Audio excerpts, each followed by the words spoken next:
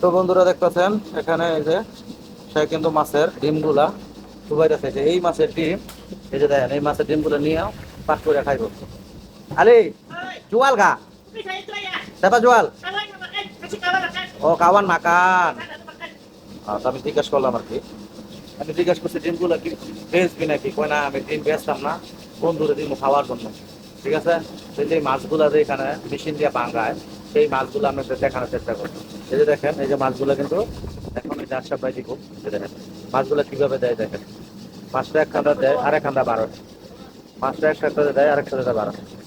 ঠিক আছে, এই লোক এখানে। আচ্ছা ভাই, মাছ কি শেষ পর্যায়ে নাকি? শেষ পর্যায়ে? এটা কি মাছ ভাঙানোর মেশিন নাকি? হ্যাঁ, মানে এই যে এদিকটা বাড়িতে আছে।